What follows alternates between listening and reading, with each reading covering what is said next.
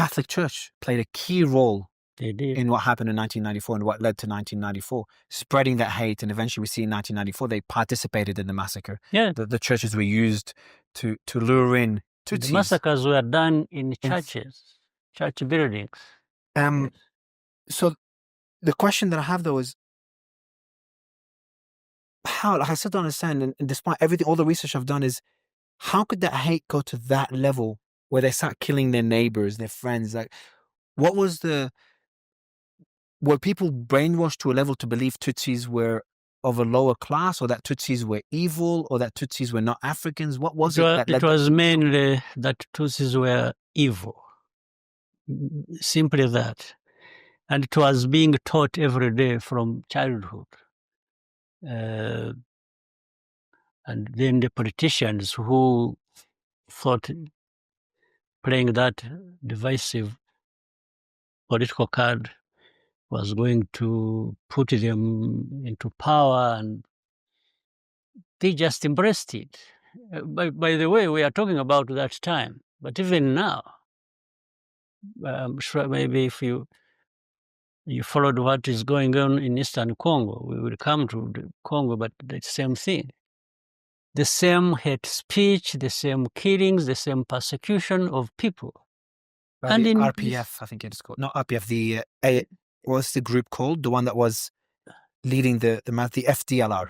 Yes, FDLR. Which are the people, they're the same people that had the mentality that led to the genocide in 1994. Actually, most of them left here, those who were old enough, that maybe you might have seen recently, yesterday or the other day, they brought some of them who were captured in the fighting in Eastern One of the generals. Congo. Yes. Some of them, those who were old enough, went and stayed and grew up there and have been organizing and working with the government in Congo.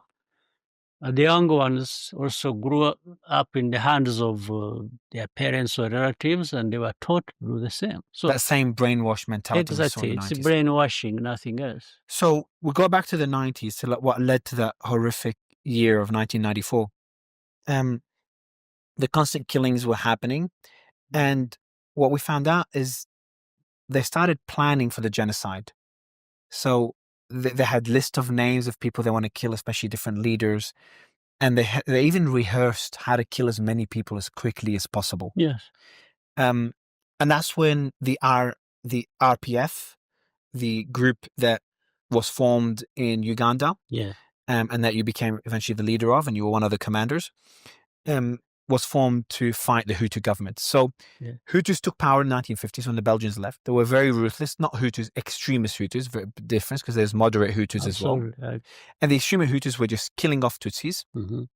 Again, for people listening, both were Rwandans, were citizens of Rwanda. There's really no difference. No religious differences.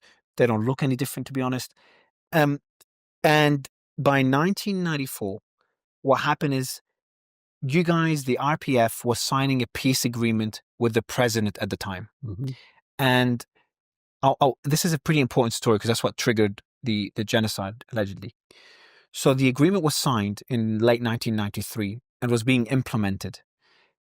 And then the president's plane was shot down. There's different theories on who shot it down. And the genocide began. So before we go into the genocide, can you tell me about that period, about the peace agreement? I saw photos of you at the UN, I think it was, signing the deal. So were you guys hopeful back then? Did you believe that peace agreement between the Tutsis and the Hutus was legitimate and was going to be executed, was going to be implemented?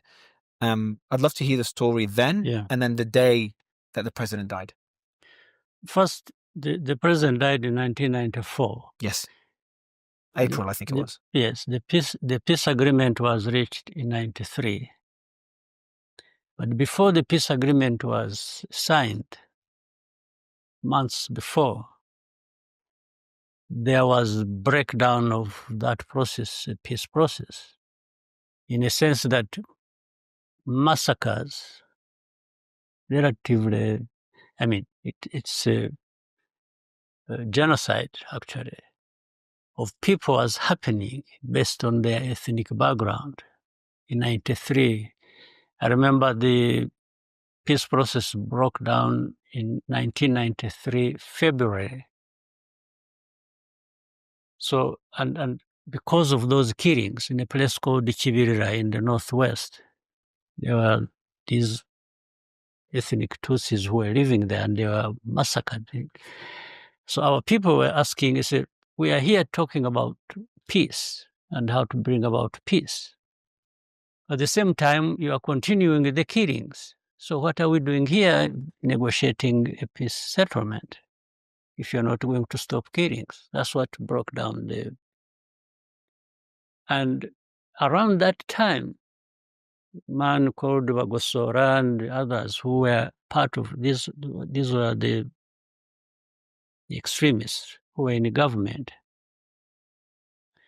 Not only was he heard saying things, he actually told people directly, including our own people who were in Arusha for negotiations, that he's going back home to continue preparation for an apocalypse, as he called it.